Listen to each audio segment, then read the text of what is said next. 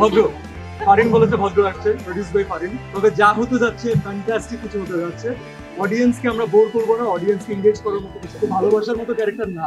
যদি আরমান মনসুরের পূর্ণাঙ্গ পরে কোনো কাজ আসে তাহলে তাণ্ডব হচ্ছে সেটার একটা ট্রেলার। জঙ্গলির পরে কি আসছে, কি আসছে এটা আসলে টু বি অনেস্ট ভদ্র ভদ্র ফারিন বলেছে ভদ্র আসছে, প্রডিউস বাই ফারিন।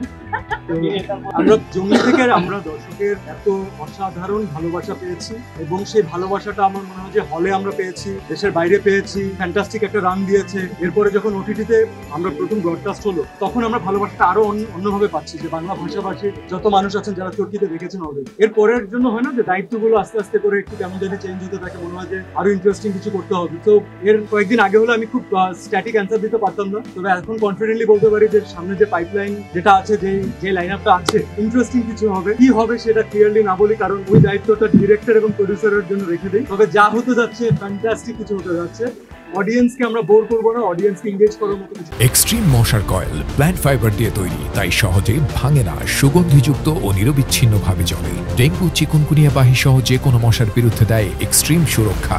আমার কাজ করা, আশাআশির মালিক আল্লাহ। আল্লাহ যখন চাবে তখন চলে আসবে। ইনফ্যাক্ট দুটো পরে আমি ফার্স্ট আজকে মিডিয়া ফেসি মনে হয়েছিল যে এইরকম ক্যারেক্টারকে কেন মানুষ ভালোবাসবে, এটা ভালোবাসার মতো ক্যারেক্টার না।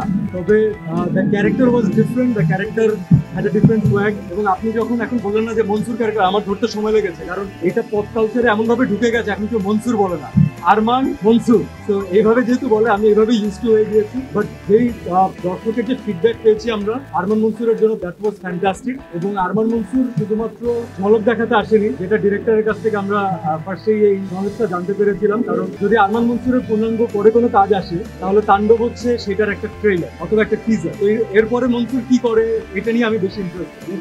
আমারটা নিয়ে আমি না বলি, আমার মনে হয় যে মিথাইলের, আমার মনে হয় যে মাসুদের আলাদা আলাদা অডিয়েন্স আছে, তাদেরকে অডিয়েন্স পছন্দ করেছেন অলরেডি। তো ইনশাআল্লাহ তাদের নিয়ে সামনে যখন কাজ হবে সেটাও দর্শক প্র্যাকটিক্যালি খুব ইন্টারেস্টিং কিছু একটা করবে।